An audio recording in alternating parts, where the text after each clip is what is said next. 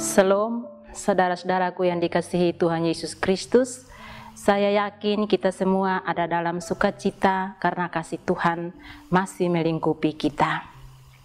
Jumpa lagi bersama saya, Diaken Maria Hotan Yohanes, dalam acara Santapan Rohani Hosana.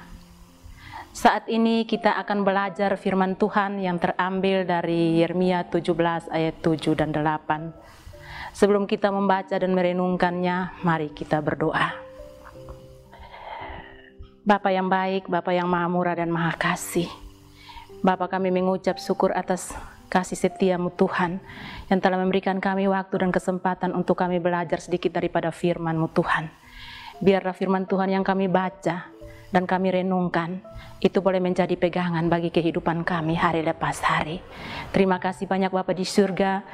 Tuhan Yesus, beri Roh Kudus-Mu menguasai hati kami Bapa.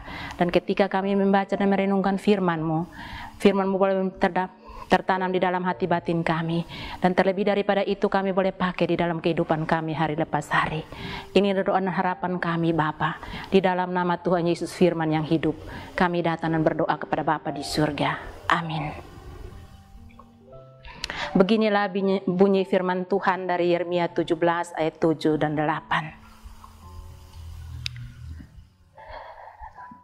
Pergumulan Nabi oleh karena bangsa yang berdosa. Diberkatilah orang yang mengandalkan Tuhan, yang menaruh harapannya pada Tuhan.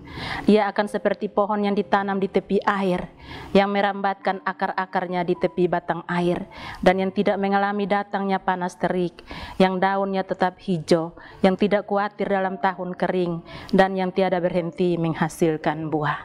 Demikianlah firman Tuhan.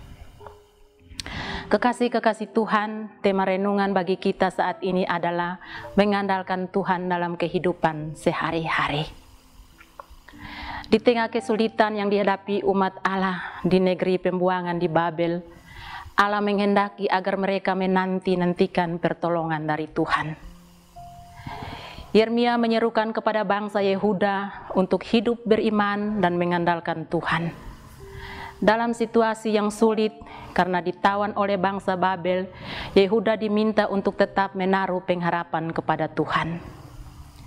Apa yang dialami oleh bangsa Yehuda pun dialami oleh kita saat ini.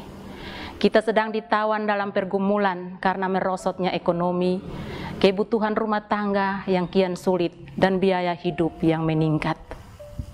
Namun dalam kondisi demikianlah, Yehuda mendapatkan pengharapan bahwa Tuhan mampu menolong dalam segala masalah yang dihadapi oleh umatnya.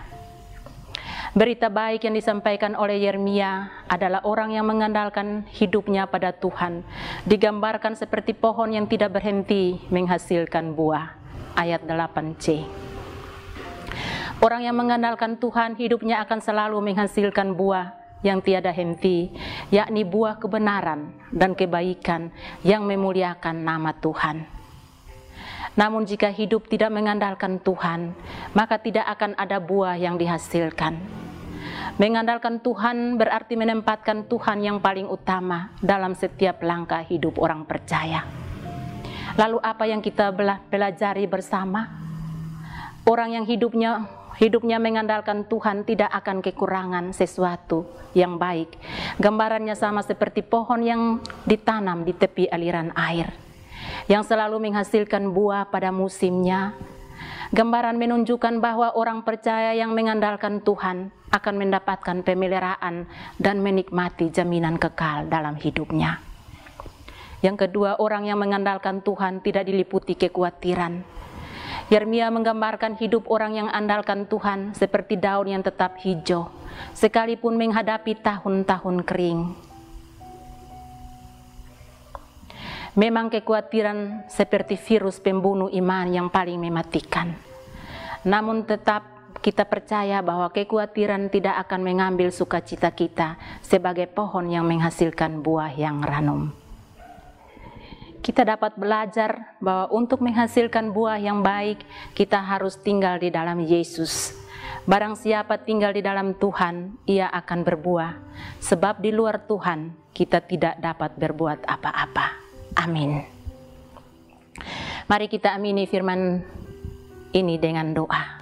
Bapa di surga, terima kasih banyak Bapa atas waktu dan kesempatan yang Tuhan telah berikan bagi kami untuk kami belajar sedikit daripada firman-Mu Bapa.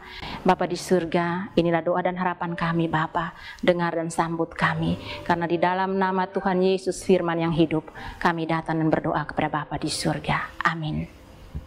Kekasih-kekasih Tuhan, demikianlah santapan rohani Hosana saat ini.